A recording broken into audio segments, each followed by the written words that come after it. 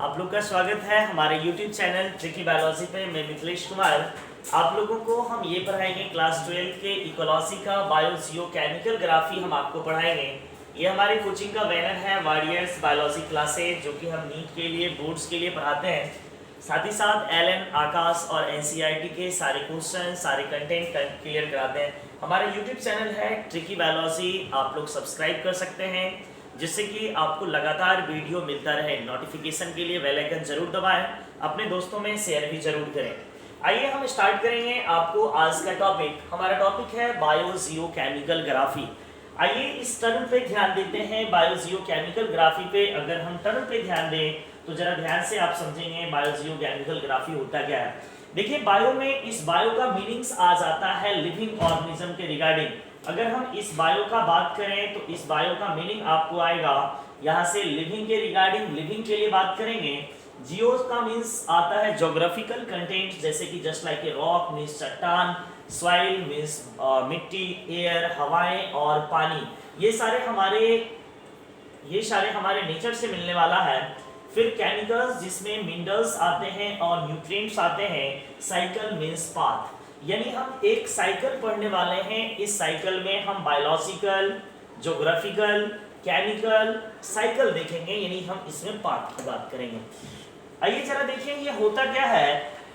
तो जरा देखें यहाँ से आपको ये बतला दें कि कोई भी टाइप का मिनरल्स हो, रिक्वायरमेंट जो लिविंग में होते हैं उस सभी का रिक्वायरमेंट कहीं ना कहीं एक साइक्लिक प्रोसेस में चलता है।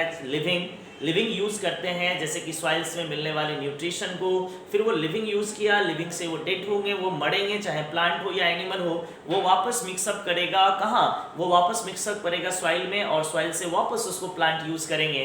यानी कुल मिलाकर के ये लगातार प्रोसेस चलता आता है। जरा देखें पहले इसको हम समझा लेते हैं, उसके बाद आपको हम यहाँ पे आगे बतलाएंगे। जरा देखें इस साइकिल में आप देखें, आप क्लियर कट देख पा रहे होंगे। यहाँ से देखें आपको हम बतलाते हैं। जरा देखें ये हमारा सनलाइट है, और सनलाइट से जो एनर्जी आता है, सनलाइट से आने वाले एनर्जी को हम कहते हैं फोटोन। यानी सनलाइट से जो एनर्जी आता है उस एनर्जी को हम कहते हैं फोटोन। यानी यहाँ से थोड़ा सा कलर मार्जिन का चेंज कर लेते हैं। देखें जो सनलाइट से एनर्जी आता है उस एनर्जी को हम कहते हैं फोटोन। यानी देखें ये जो सनलाइट से एनर्जी आता है उसको हम बोलते हैं यहाँ पर फोटोन। इस सनलाइट के एनर्जी को प्लांट ने स्टोर किया है by the help of photosynthesis. यहाँ पर होता है फोटोसिंथेसिस, और फोटोसिंथेसिस के बाद जो प्लांट, ग्रीन प्लांट होते हैं, वो अपना फूड बना लेता है। जरा देखें ग्रीन प्लांट फूड बनाता है, इसलिए ग्रीन प्लांट को हम प्रोड्यूसर कहते हैं। तो जरा देखें सनलाइट से जो एनर्जी आया, फोटोन आया, उस फोटोन को प्लांट ने फोटोसिंथेसिस करके एब्जॉर्ब, वहां पे एनर्जी का प्रोडक्शन किया है, फूड बनाया है, जिसके लिए इसका नाम देते हैं प्रोड्यूसर। यानी सब चीज का मालिक ये प्लांट है जो सनलाइट की एनर्जी को लिया। देखें इसी को यूज कौन करता है, आपको इससे पिछले टॉपिक में बताया गया था। इसी को यूज करते हैं हर्बीवोरस यानी शाकाहारी, जो घास फूस खाते हैं वो खाते हैं। फिर इसको यूज कौन करता है, हर्बीवोरस में जो एनर्जी आया है उस एनर्जी को कंज्यूम करता है कार्निवोरस, यानी जो बड़े जानवर होते हैं वो। और ये दोनों जब मरेंगे तो इसको कौन डिकम्पोज करेगा, या प्लांट मरेगा तो इसको कौन डिकम्पोज करेंगे, प्लांट डिकम्पोजर्स। या हर्बीवोरस मरेंगे, इसको भी कौन, कहाँ जाएंगे, सॉइल में, जहाँ डिकम्पोजर्स इसका डिकम्पोज करेगा। अभी तक हम देखें सनलाइट के पास जो एनर्जी होता है वो ग्रीन प्लांट में फोटोसिंथेसिस के थ्रू स्टोर हुआ। ये एनर्जी हर्बीवोरस, हर्बीवोरस से कार्निवोरस, और कार्निवोरस मरे या हर्बीवोरस मरे या ऑटोट्रॉप्स मरे, सभी के डेड होने के बाद इसका डिकम्पोजिशन होता है, और डिकम्पोजिशन के बाद ह्यूमस बनता है। वो ह्यूमस कहाँ आ जाता है, सॉइल में, जिसको न्यूट्रिशन पूल कहते हैं, और यही न्यूट्रिशन पूल से वापस ये प्लांट एब्जॉर्ब कर लेता है। जरा इसी को हम साइक्लिक वे में देखेंगे। साइक्लिक वे में देखें तो जरा देखें कुछ यहाँ से न्यूट्रिशन जो होते हैं एक्सपोर्ट कर दिए जाते हैं, जैसे बारिश के बूंदों के साथ वो पानी के साथ बह करके एक जगह से दूसरी जगह भी चला जाता है। यहाँ से देखें खेतों में जो हम यहाँ पे खाद वगैरह डालते हैं वो हुआ इंपोर्ट, और इधर से कुछ एक्सपोर्ट भी हो जाता है। ये पूरे देखें एक साइक्लिक प्रोसेस है, इसलिए इसका नाम हम देते हैं बायो जियो केमिकल ग्राफी। आप लोग इसका स्क्रीनशॉट कर सकते हैं, कर लीजिएगा रोक करके। आइए इसमें देखें जो लिखा हुआ है इसको हम समझते हैं। जरा देखिए यहाँ से आप पूरे लाइन को समझने की कोशिश करिएगा। जरा यहाँ पे लिखा हुआ है all the type of materials, all the type of materials, all the type of materials required by the ecosystem, यानी इकोसिस्टम में जो भी मटेरियल रिक्वायर्ड होती हैं, आवश्यकता होती है, जरूरत होता है इन एडिशन ऑफ एनर्जी, चाहे वो एनर्जी होगा और available continuously to ecosystem through the recycling, यानी इकोसिस्टम में जो भी चीजों का यूज होता है वो बराबर अवेलेबल कराया जाता है, और अवेलेबल जो कराया जाता है उसको रिसाइकलिंग से, यानी वापस बराबर साइक्लिंग प्रोसेस चलते रहता है, जिसके कारण ये रिसाइकलिंग से लगातार ये प्रोसेस चलते रहता है। Thus there is a continuously exchange of materials between the living organism and their environment, यानी इसमें पूरे हम क्या देखे हैं, इसमें पूरा देखे मेरे पास जो भी लिविंग था, मेरे पास जो भी लिविंग था उसका कनेक्शन हम देखें, इंटरलिंक्ड देखें किसके साथ, इन्वायरमेंट के साथ, यानी जो हमारे इन्वायरमेंट्स में रहते हैं वही कहाँ सप्लाई किया जाता है, लिविंग में, चाहे वो हर्बीवोरस हो, प्लांट हो, कार्निवोरस हो, और वापस ये मरेंगे तो इसके मरने से डिकम्पोजिशन होगा जो इन्वायरमेंट के सॉइल में वापस चले आएंगे, जिसको प्लांट वापस इंटेक कर लेगा। फिर देखिए एंड देयर इन्वायरमेंट हो गया through the recycling of the materials, यानी रिसाइकलिंग बराबर होता है, this is called biogeochemical graphy, ये जो नेचर के साथ यानी इन्वायरमेंट के साथ लिविंग का जो लेन देन है, मटेरियल्स का ट्रांसफर है, इसी को हम बायोजियोकेमिकल ग्राफी कहते हैं, ठीक है ना। अब देखिए यहाँ से दिया हुआ है नोट में जरा देखिए दिया हुआ है इन्वायरमेंटल फैक्टर्स, एग्जांपल सॉइल, उसके बाद मॉइस्चर, पीएच, टेम्परेचर, ये सारे इस साइकिल को रेगुलेट करते हैं। अगर हम बात करें ये साइकिल कितना फास्ट चलेगा और कितना स्लो चलेगा, वो डिपेंड किस बात पे डिपेंड करता है, वो इस बात पे डिपेंड करता है कि वहाँ का मिनरल सॉइल कैसा है, वहाँ का मॉइस्चर कैसा है, वहाँ पर पीएच कितना है, वहाँ का टेम्परेचर कितना है, इस सारी चीजों पर डिपेंड करता है किसी भी मिनरल साइकिल। ये regulate the rate of the release of the nutrients into the atmosphere, ये सारी चीजों पे डिपेंड करता है। फिर देखिए यहाँ से आपको ये अभी हम डायग्राम बता ही दिए थे बायोजियोकेमिकल ग्राफी का। अब देखिए यहाँ से बायोजियोकेमिकल साइकिल जो होते हैं इसको दो पार्ट में हम डिवाइड करते हैं, जरा देखें। अब देखिए साइक्लिक चीजें की बात करें, एक बार हम आपको साइकिल बताते हैं। जरा एक बात करें, अगर हम आपको ये बतलाएं कि साइकिल कैसा चलेगा, तो जरा देखिए अगर साइकिल चलेगा तो हो सकता है वो सॉलिड के फॉर्म में चले, सॉलिड मींस फास्फोरस हो गया, इस सब के फॉर्मेट में चले, या फिर हो सकता है ये चले गैसियस फॉर्म में। यानी देखिए जब ये मिनरल साइकिल अगर गैस के फॉर्म में चलता है तो इसका नाम हम देते हैं, इसका नाम हम देखें गैसियस फॉर्म में चलेगा तो इसका नाम देंगे सेडिमेंट्री साइकिल। सेडिमेंट्री साइकिल मतलब क्या, सॉरी, अगर मान लीजिए ये चलता है ठोस के फॉर्म में, सॉलिड के फॉर्म में, तो इसका नाम देते हैं सेडिमेंट्री साइकिल, और अगर ये गैस के फॉर्म में चलता है तो इसका नाम देते हैं गैसियस फॉर्मेट।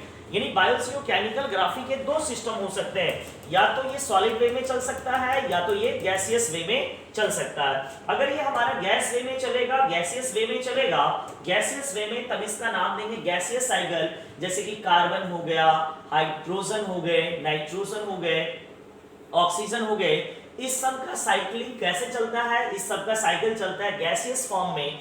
तो जो हमारा इस सब का एब्जॉर्बर है, जो हमारा रिजर्वर है, ये जो चीजों को, इन चीजों को जो रिजर्व करता है वो होता है एटमॉस्फेयर में। यानी एटमॉस्फेयर में चाहे कार्बन, हाइड्रोजन, ऑक्सीजन, नाइट्रोजन, इस सब का साइकिल जो चलता है वो किस पर चलता है, एटमॉस्फेयर में, गैसेस फॉर्म में चलता है। चाहे आप मान लीजिए हाइड्रोस्फेयर जो हम बात करें पानी वाला, उसमें वाटर पे डिपेंडेंसी होती है। फिर देखिए दूसरा होता है सेडिमेंट्री साइकिल। सेडिमेंट्री का मीन्स आप समझें, एक पानी का भगोना लें, उसमें कुछ बालू मिला करके ऐसे छोड़ दें, तो जब पानी शांत होगा तो वो बालू क्या होगा, नीचे सस्पेंडेड हो जाएंगे।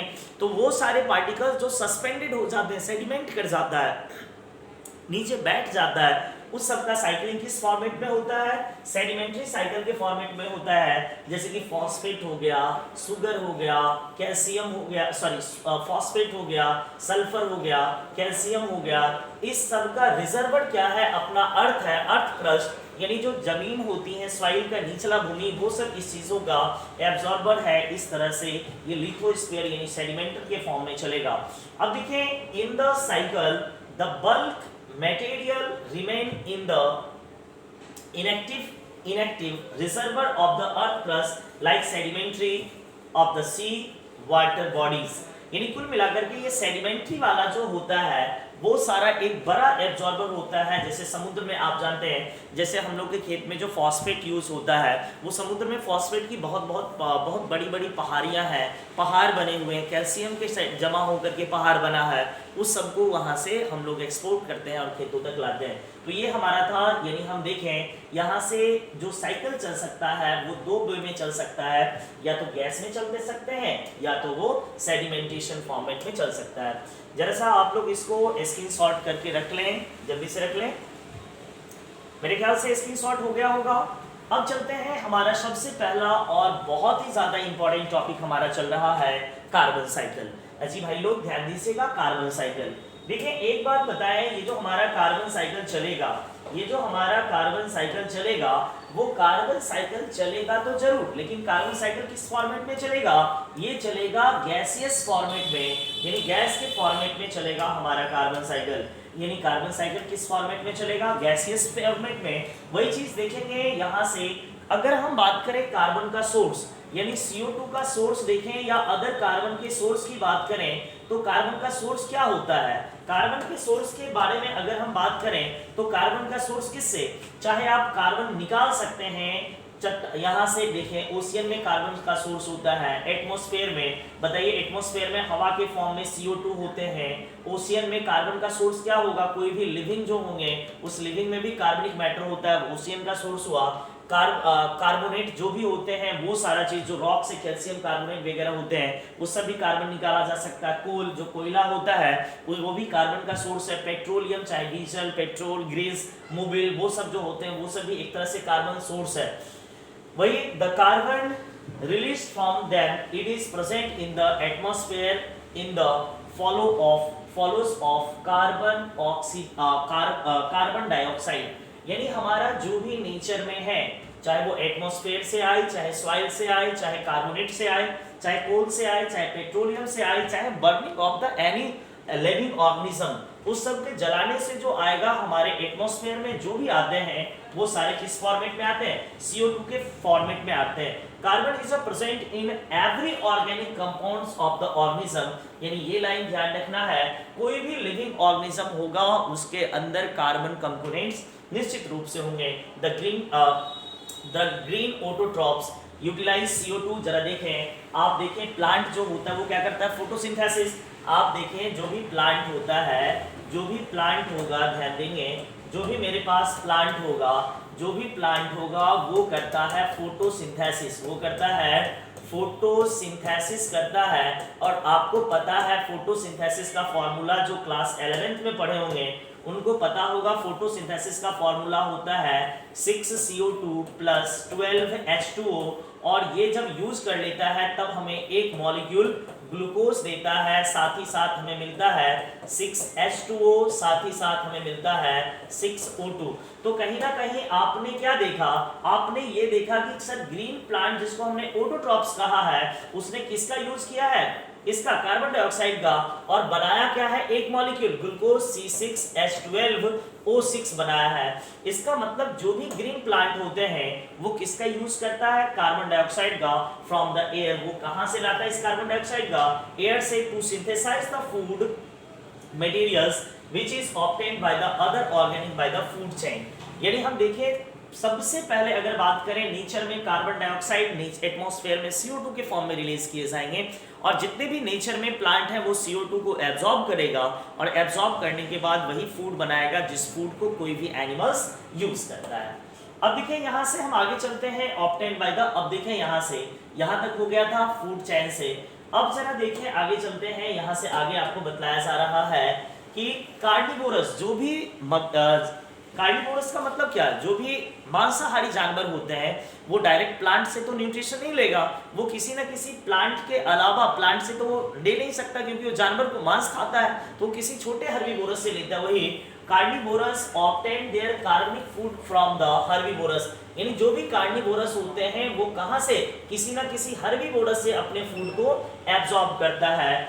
दिस कार्बनिक मैटर प्रोड्यूस बाय CO2, ये कार्बनिक मैटर से CO2 प्रोड्यूस होते हैं through the oxidation of the respiration. ये जो ग्लूकोज बनता है उसमें रेस्पिरेशन, आप जरा देखें, हम लोग जब सांस लेते हैं तो हम लोग क्या यूज करते हैं, O2 यूज करते हैं, और अगर रेस्पिरेशन में हमारे बॉडी से निकलता क्या है, CO2, तो ये जो रेस्पिरेशन का प्रोसेस है ये प्लांट में भी चलता है और एनिमल में तो चलता ही चलता है।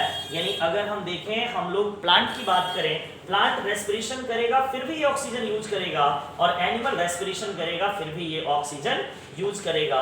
यानी आपको हम बताएं, कोई भी रेस्पिरेशन करेगा तो सर में उसमें ऑक्सीजन तो यूज होगा, which is dissolve into in the air और water by again utilized by the plant. जो कार्बन डाइऑक्साइड पानी में छोड़ दिया जाए या एयर में छोड़ दिया जाए उसको वापस कौन यूज कर लेंगे, कोई ना कोई एनिमल, कोई ना कोई प्लांट उसका यूज कर लेगा। जरा देखिए ये एनसीईआरटी का डायग्राम, शानदार, जानदार, झक्कास, ये डायग्राम एनसीईआरटी का है। जरा देखिए एनसीईआरटी में ये आपको समझाया गया है कार्बन साइकिल। जरा देखिए ये एनसीईआरटी का भी इवेंट डायग्राम नहीं है, उसके समरीज से निकाले गए हैं इस डायग्राम को। जरा देखिए इस डायग्राम में, आप जरा देखिए इस डायग्राम को गौर से देखेंगे तो सबसे पहले आपको एक चीज पे ध्यान देना होगा, सबसे पहला आपको ध्यान देना होगा प्लांट पे। जरा देखिए हमने प्लांट पे ध्यान देना है मेनली, तो चलिए देखते हैं, ये हमारा ग्रीन प्लांट है जिसको ग्रीन से कंसीडर कर रहे हैं। देखो जी, हमारी जिंदगी, चाहे प्लांट, कोई भी एनिमल हो, हम लोग हो, चाहे कोई भी कार्निवोरस हो, हर्बीवोरस है, इवन कोई भी एनिमल्स, वो उसकी जिंदगी किस पे डिपेंडेंट है, प्लांट पे। और प्लांट करता क्या है, फोटोसिंथेसिस, और फोटोसिंथेसिस में यूज क्या करता है, CO2। अब देखिए कोई भी प्लांट ने फोटोसिंथेसिस प्रोसेस में CO2 का यूज किया, और इसने बनाया क्या, अरे जी इसने बनाया फूड। यानी इसने क्या किया भाई लोग, इसने जो है ये अपना फूड बना लिया। जरा देखिए इसने क्या किया, इसने अपना फूड यहाँ पर बना लिया। यानी प्लांट ने फोटोसिंथेसिस किया और फोटोसिंथेसिस करने के कारण उसने फूड बना लिया। अब देखिए ये प्लांट भी मर सकता है कि नहीं, ये प्लांट का डेथ हो जाएगा तो ये डेड एंड डीके, डिकम्पोज हो जाएगा, या फिर यही प्लांट जब अर्थ क्रस्ट में चला जाएगा, भूमि के अंदर, जमीन के अंदर चला जाएगा, तो यही डीजल, पेट्रोल, कोयला बना जाएगा।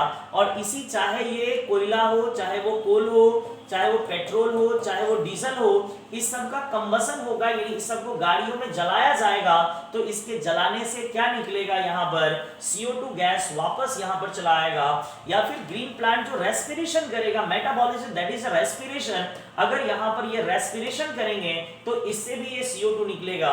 फिर देखें ये जो हमारा ग्रीन प्लांट है उसको यूज कौन करेगा, एनिमल्स, और एनिमल भी मरेगा तो यहाँ से CO2 निकलेगा। या फिर एनिमल मेटाबॉलिक रिएक्शन, यानी यहाँ से मेटाबॉलिज्म या फिर रेस्पिरेशन करेगा तो इससे भी CO2 निकलेगा। डेड एंड डीके मटेरियल में माइक्रोब्स रेस्पिरेशन करेंगे उससे भी CO2 निकलेगा। इसका मतलब अपने एटमॉस्फेयर में CO2 का भंडार है जिसको यूज कौन करता है, ग्रीन प्लांट, और यही धीरे धीरे एक दूसरे से ट्रांसमिट होता है। तो चलो एक बार इसे प्रैक्टिस कर लीजिएगा, मेरे ख्याल से ये इंपॉर्टेंट है, आपसे पूछा जा सकता है बोर्ड के पॉइंट ऑफ व्यू से, that is very very important. अब चलते हैं यहां से, हम कुछ कार्बन साइकिल के लिए आपको बताते हैं। जरा देखें ये चीज, देखिए यहां पे है कार्बन, यहां से carbon constitute 49% of dry weight of the organic matter। ये क्या होता है, व्हाट इज दिस? देखो ये जो है हम आपको बतला दें कि ये है क्या। एक बात बताइए, कोई भी बॉडी है, देखिए जरा, कोई भी बॉडी है, इस बॉडी का अगर हम ड्राई वेट की बात करें, व्हाट इज ड्राई वेट? तो ड्राई वेट जो होता है, अगर किसी ऑर्गेनिज्म के बॉडी से हम अगर H2O को रिमूव कर दें, पानी को निकाल दें, उसके बाद जो मिनरल्स का कंटेंट जो बचते हैं उसमें से जो भी मटेरियल्स होंगे उसमें CO2 होगा, अदर मॉलिक्यूल्स भी होगा, तो जो भी ड्राई वेट बचता है, ड्राई वेट का 49% क्या रहता है, CO2। ऑब्जेक्टिव के पॉइंट ऑफ व्यू से वेरी वेरी इंपॉर्टेंट है, आपसे पूछा जा सकता है किसी भी ऑर्गेनिज्म के ड्राई वेट में कार्बन डाइऑक्साइड का कंटेंट या कार्बनिक कंपोनेंट कितने होते हैं, 49%। Next, only the water atmosphere contains 1% of the total global carbon, यानी टोटल ग्लोबल के कार्बन, यानी हम देखें टोटल जितने भी गैसेस हैं उसमें ग्लोबल कार्बन लगभग कितना है, 1% है। लेकिन गैस में बात करें तो 0.03 है, ठीक है ना। ये गैस की बात नहीं कर रहा था, टोटल ग्लोबली बात कर रहे हैं। अब देखिए, if you look at the total quantity of the global carbonic, find that 71% carbon is found in dissolve in ocean. Important है, जरा ध्यान दीजिएगा। आपसे पूछा जा सकता है कि जितना भी कार्बन डाइऑक्साइड है, जितना भी कार्बन है, उसमें से ओशियन जो है सबसे बड़ा स्टोरेज किया है, सबसे ज्यादा कंटेंट कहाँ है वो कार्बन का, वो ओशियन के अंदर है, जो लगभग 71% है। दिस और oceanic reserve regulate the amount of carbon dioxide at the atmosphere. और यहीं से क्या होता है, जो कार्बन डाइऑक्साइड प्लांट वगैरह यूज करते हैं उससे ये रेगुलेट होता है। जब भी एटमॉस्फेयर में कार्बन डाइऑक्साइड की नीडेड होती है तो वहां पर जो भी ओशियन में ऑर्गेनिज्म है वो रेस्पिरेशन करता है, जिससे कार्बन डाइऑक्साइड की फुलफिलिंग होती रहती है। अब देखिए carbon cycle occurs through the atmosphere. देखिए कार्बन साइकिल किसके थ्रू चलेगा, एटमॉस्फेयर में चलेगा, क्योंकि ये क्या है, कार्बन डाइऑक्साइड का मेनली गैसियस फॉर्मेट में होता है। Ocean and through living and dead organic matter, चाहे कोई भी ऑर्गेनिक मैटर हो, इस सारी चीजों पे बात करते हैं। अब देखिए यहां से अगला पॉइंट आ रहा है, पूरे साल भर में, पूरे एक साल में, यहां से आपको एक डेटा दे दिया गया है, पूरे एक साल में प्रति वर्ष लगभग 4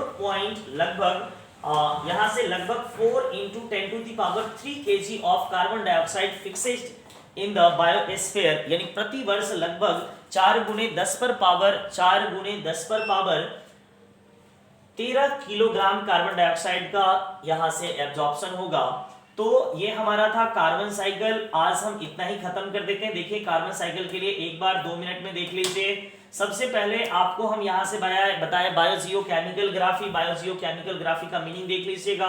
फिर बायोजियोकेमिकल ग्राफी का मीनिंग क्या होता है, ये डायग्राम ध्यान रख लीजिएगा। उसके बाद देखिए जो साइकिल होता है वो कितने तरह का, 2 तरह से चलता है, गैसियस दूसरा सेडिमेंट्री। फिर कार्बन साइकिल की मीनिंग देख लीजिएगा। फिर ये डायग्राम वेरी वेरी इंपॉर्टेंट है। और उसके बाद 3 पॉइंट आपके लिए काफी है। मिलते हैं अगली क्लास में, तब तक के लिए धन्यवाद, गुड बाय, मिलते हैं, बाय बाय, थैंक यू।